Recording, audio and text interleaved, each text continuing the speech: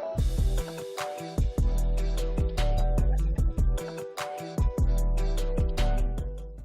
everyone, and welcome to today's episode of the SaaS Marketing Show. So today I'm joined by Anya, who is the head of partnerships at Restream. So if you've listened to this show previously, you will 100% be very well aware of Restream already, as they're one of our show sponsors more recently.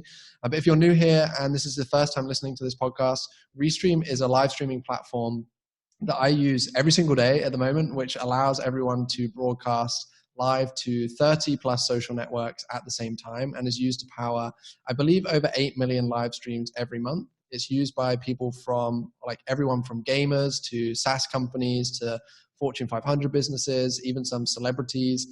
So yeah, Anya, I'm super excited to have you here on the show today. Welcome. Hi, Dylan. Thank you so much for having me. I'm super excited.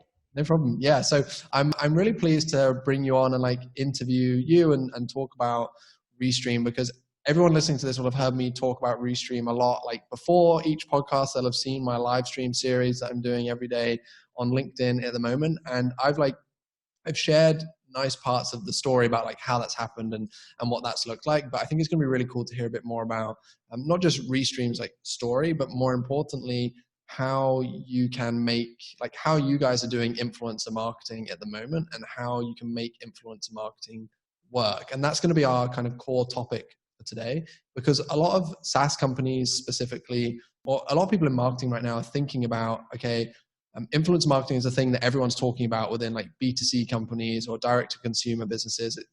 It's the new marketing channel, right? But within B2B, within SaaS, within software, sometimes I wouldn't say people are leveraging it in the right way or approaching it too well or even know anything about it. And so as the head of partnerships at Restream, I'm excited to bring you on and get your experience, because at Restream, you guys have things in an interesting position where you said to me before we recorded, you're kind of direct to consumer, but also B2B, and have experience in running and managing a lot of influencer campaigns. So yeah, I'm looking forward to diving deeper into influencer marketing and how to make that work. But before we do that, let's talk a little bit about Restream. Could you just set the scene for everyone that's listening to this or watching this and give them a bit more information about Restream as a business and where you guys are at and how the last few months have been, because I know they've been pretty crazy for you guys as well.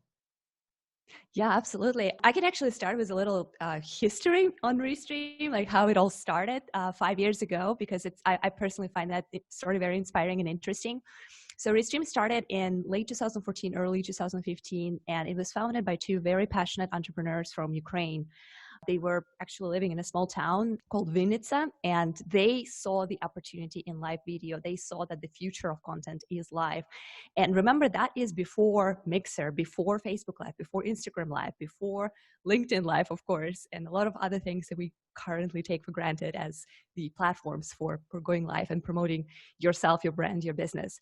They saw that opportunity because at that time, video game industry was kind of pioneering that live streaming of gameplay.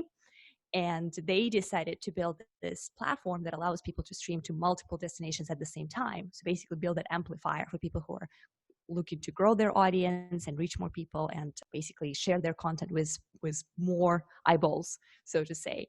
So fast forward to 2020, we passed 2 million users who are registered and using Restream on a regular basis. We have people from all kinds of industries. Originally, historically, we were gearing towards gaming community, and we had a lot of gameplay streamed through us, a lot of gaming celebrities, game publishers using us. But today, we have fitness trainers, we have marketers, we have business, small and medium-sized businesses, we have churches, you name it. At this point, we have all kinds of people from different backgrounds and different reasons to go live and stream using our ecosystem of tools pretty successfully. So that's very exciting.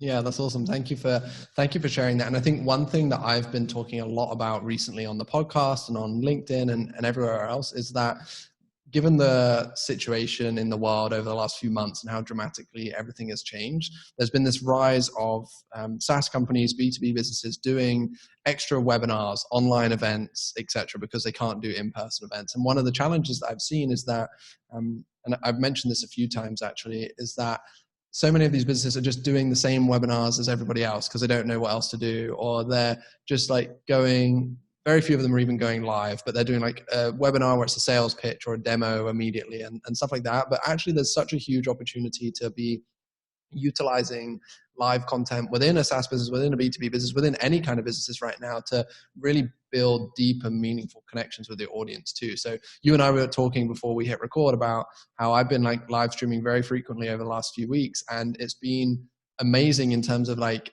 me building deeper connections with the people that have been like following me for a long time or watching my content, etc. And I think there's still tons of SaaS companies that are missing that opportunity. And I really would encourage anyone listening to this to think about, like, don't just go live for the sake of going live, but think about how you can introduce live content into what you're doing already to make it better and to improve that. So yeah, it's really cool to hear about the different kind of businesses you've worked with and all the different kinds of people that are using Restream. It's an awesome story and awesome product. I know you didn't even touch on, like, this podcast isn't going to be the full story about Restream, right? But like one thing that I really love is the story about the founders where they moved to the US without like being able to speak English, and everything was done through Google Translate, right? With like VC meetings and customer support chats. And yeah, that's a beautiful one. It is best narrated by the founder because he is still sort of, English is not his native language, and it's always amazing to hear like how much he improved, how far he has gone since those early days. But yeah, there are like great stories about them trying to raise capital from Ukraine,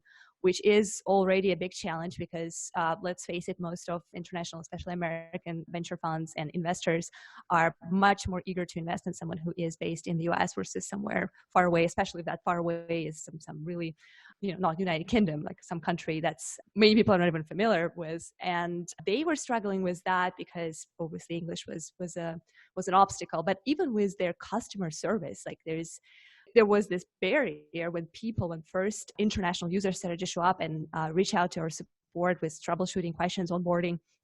And it was kind of essential to have Google Translate open up the whole time so people could communicate. But they made it. And, because the product was good and it worked, and even that small hardship of communication was kind of something that turned into a fun story at this point of time versus something that did any damage. So I find it fascinating and very inspiring, especially for people you mentioned earlier, like you should consider integrating live streaming into your strategy. And I'm sure most of us, everybody has a list of 10 reasons why this is going to be difficult. Oh, I don't know.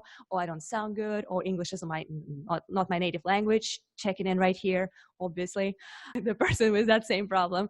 I don't have the gear. I don't look good. I don't know what to say. I'm not that interesting. There's so many different reasons to tell yourself not to live stream. And yet there's one reason to do that, because like you said, it is an innovative, amazing, interesting tool that fosters relationships and helps you stand out from other businesses.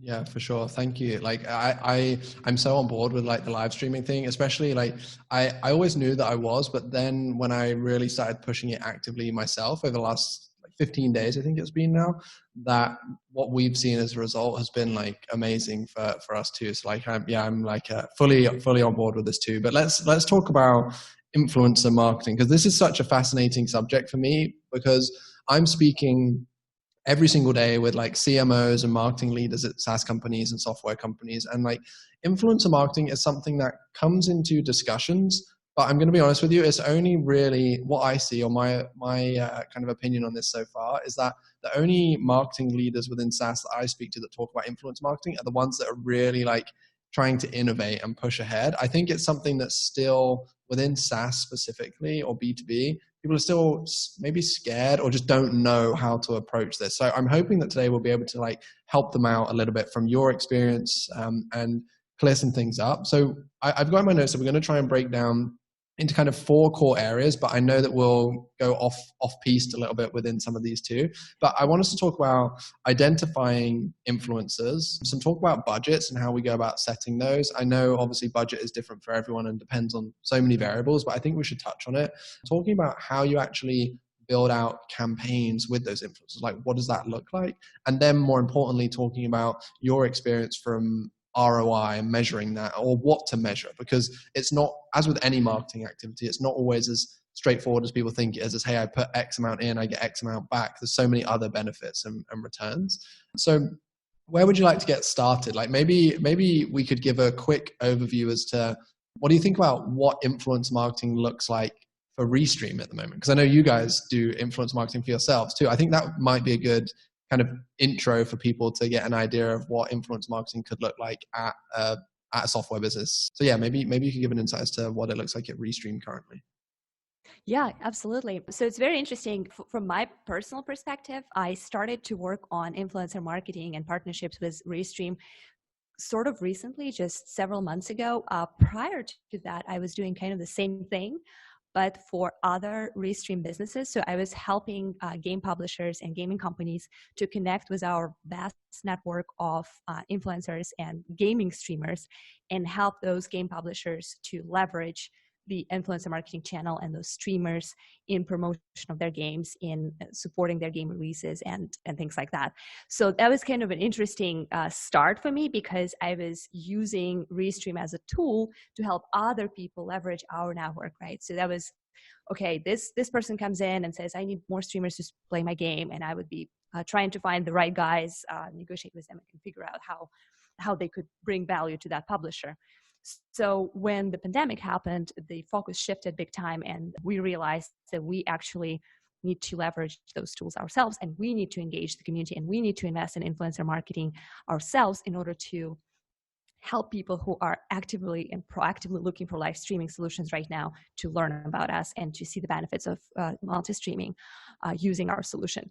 So all of a sudden, instead of searching for people for other publishers and other businesses to help them with the promotion products, I started to promote my own product, like my own company.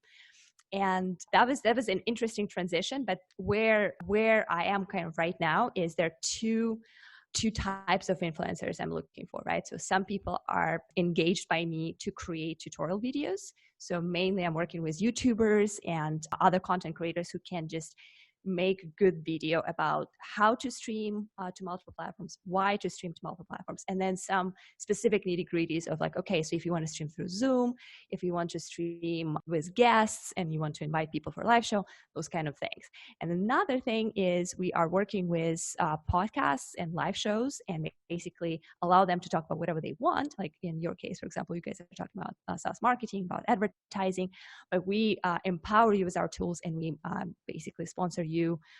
So you mentioned us as one of your partners and sponsors. So those are the two directions I'm working with right now. They're very different and very interesting, but that is what we determined for ourselves as a good starting point when we realized, okay, we gotta go into that direction. Yeah. And so how do you go about finding the right people? Yeah, that's probably the most loaded question in influencer marketing world that you can possibly ask. Where do you get started, and how do you find the right person? The answer is, from my perspective, is it's a trial and error for sure. There is no formula that is going to apply to everybody and it's going to work perfect from day one. You are going to screw up, and you just need to be ready for that. You are going to contract and hire people who will not do the quality of work that you expected. And then all of a sudden you will stumble upon amazing people who bring so much value, who are creating wonderful content and have great community and audience that's just right for you. Because you were like, okay, yeah, I'll give this guy a try. So that's one of those things that you just have to face. Yeah, it's not going to be straightforward. It's very difficult to figure out in advance. What I would recommend to get started with is to understand who is your target customer. Of course, kind of common sense thing. Who are you going after?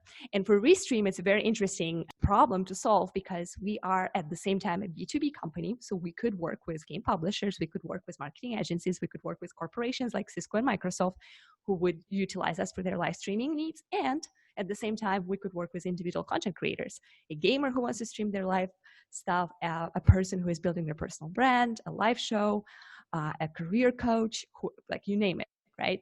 So those are very different types of people. And when you are looking for influencers, you want to find someone who is creating content that is followed and listened by those communities and those audiences that you're trying to convert eventually into your customers. And the question number one is, yes, what's your priority? If your priority is business and B2B relationships, well, then find someone who is podcasting or streaming or creating YouTube content for those people specifically. If you are in a situation like Restream, when you have a massive variety, well, then prioritize, figure out what are the top 5 categories that you really want to cater to, and then diversify your influencers. Make sure that you have a fitness trainer guy who talks about how to stream training sessions, and a bunch of other fitness trainers are listening to him. Make sure you have people who create content for churches, if church is part of your target audience, and then make sure that you have podcasters on LinkedIn who cater to business community and professionals, so they would learn about the product as well. Yeah, that makes sense. And I think it's such a, as you said, it's a loaded question, right? Because there's a billion ways to find people too. And I think, I think that's maybe one of the reasons why people struggle with influencer marketing to a point, is that there are so many options. Because I know even from the conversations that you and I have had about how we work together, and then the more I started to think about this I think I said to you a couple of weeks ago that I'm thinking, this is a good example. So I found a YouTube channel to help me use Notion, because we started using Notion a couple of weeks ago within Hey Digital, our agency, for all of our storing of our processes and central repositories and hubs and whatever. And I found this YouTube channel. I can't remember the name off the top of my head actually, but I subscribed to it. But anyway, I found this YouTube channel where it was all about different productivity tools and how to use them. And then they had a Facebook group all about Notion and everything else. And I was thinking in my mind, okay, one of the clients that we work with, that we run ads for, is a platform that helps you with your productivity. It's a combination of task management, time tracking, invoicing, everything all in one. And I was like, oh damn, this would be a really good opportunity for them to talk to this person in their community about how they could do something together. And it got my wheels turning about all the different routes to go down.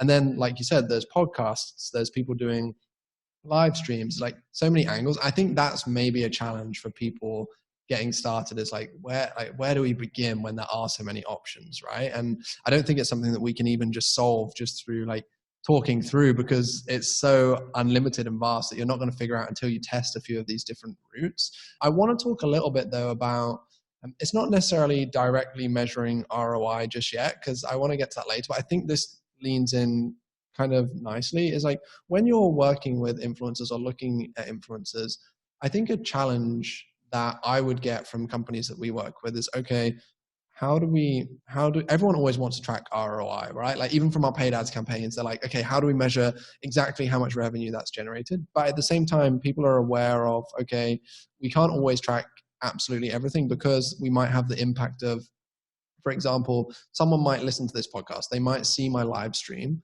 and if someone watches my live stream or sees my podcast, they're gonna know about Restream. But not all of those people are gonna click my specific link that's trackable for Restream, right? Some of them are going to search for Restream on Google and come through organically. Some will just go direct to the Restream website. Some might have already been aware of you guys, but then they might see this and it might prioritize them to go back. But how do you even think about measuring success for these kind of campaigns when there are so many variables in mind? Are you breaking down, okay, some campaigns we're working on where we're purely focused on the numbers of people that are clicking through on the link and that are signing up? Are there some way you're looking at, okay, we can do a report at the end of the work with the influencer and see, okay, their posts were seen by this many people, and we try and calculate some kind of brand awareness off the back of that? How do you figure all that kind of stuff out? Because I imagine that's pretty hard, right? It is very hard. And especially like you mentioned, that not everything is trackable in the world of reach and engagement and brand awareness, right? Those are not necessarily conversions and pay-per-click things in their nature. And it's funny that you mentioned that your customers in the advertising space are also asking for oh, how do we get guarantees? From my experience with game publishers, when we were working on Restream advertising and influencer marketing with our network, I used to have that conversation all the time, and people would be like, well, yeah, so how does your campaign compares to pay-per-click? Right. So we know exactly what happens when we run an ad on Facebook or Google Ads. And then how does that compare? What is the price per view? What is the price per click?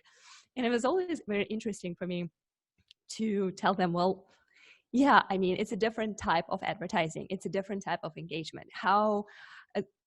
The best way to think about it is to shift your focus from very trackable and measurable internet tech advertising to something similar to events. Maybe when you create an event, or when you set up a booth at the convention where you think a lot of people from your industry are going to show up, you don't get to know how many people passed by your booth, how many people glanced at your logo, and how many people remembered, like, oh yeah, that's a great microphone. Yeah, I should definitely check them out. Oh, that's great coffee. I should definitely buy it next time. So there is a little bit of this. You got to trust the system, and you got to trust that, yeah, people will see you, and that awareness eventually will work out. But at the same time, it is hard to allocate budgets for something that, like, well, yeah, people will talk about us and we'll see what happens, right? That's not a conversation that any marketing manager wants to have with their senior management. Like, oh yeah, I'm just gonna drop some money and see what happens. So there are ways to measure. For me personally, I do include referral links, and I am a big believer that referral links that benefit the person, the influencer, if they get some kind of perks and some kind of incentives from sharing that link and encouraging the community to specifically use that link in order to sign up, versus just looking at this and saying, yeah, I'll check it out later. That helps to get those views and those conversions more trackable. On the other hand, of course, you can always measure the views. If that's a video, if it's a podcast, you can also request some analytics and some stats. That is helpful to kind of see, like, okay, how many people were engaged in this? How many people we interacted with? And then another thing is just completely independent measurement of what's going on with your subscriptions and with your signups, for example, if that's the type of business you're in. If you launched 2-3 campaigns in 1 month and your signups grew up 0.1%, well, probably you're not doing something right. If your clicks and views are not amazing, but your sales or signups grew 50%, well, it is possible that is attributed to that campaign. And maybe you should do that again and see next month if that does the same thing. So there's a little bit of guessing game here for sure. There's a lot of assumptions in that. But you can always also evaluate the quality of content. Like, and that's one thing that I do myself a lot with my influencers. I personally watch the videos that they created. I personally listen to podcasts and live shows that people who we work with produce. And my intuition and my sense that, okay, this is good content. This might be evergreen. People might come back and listen to this later. People might not click it today, and people might have not watched this in the number of thousands. But this is content that is potentially going to continue bringing us value in the future. And that's the type of influencer you want to continue working with. Yeah, that's really good advice. And it's actually interesting because even within what we do, like, I know you were talking earlier about PPC metrics being so clear, but also, to be totally honest, like they're really not. They are if you're like in an e-commerce business or you have a product, for example. But like within SaaS, like if I run an ad and someone clicks through from our ad, when we go into the Google Analytics and look at the user flow and the user journey and knowing what SaaS and B2B is like, people like, if you're advertising a $300 a month software or something like that, like someone's not going to see an ad, click on it and make a decision instantly. So it's like they're taking 8 to 10 visits to convert sometimes, and they'll look at a blog post, they'll look at something else, they'll look at something else.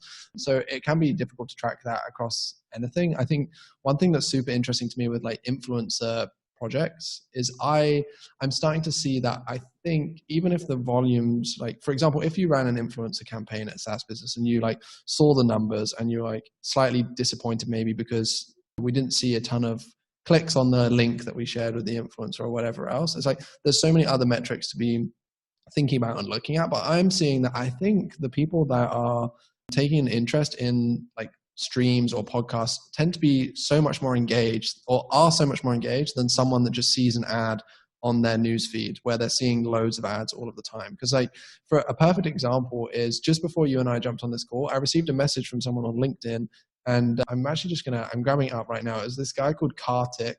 So he might be listening to this at some point, I don't know, but I'm checking, and the last time we messaged each other was in 2017, and we haven't spoken since 2017, right? And he just messaged me today saying that he's just about to start a new role. I won't name the company because I should be careful there because I don't know if it's like public knowledge yet. But he said, I'm just starting a new role.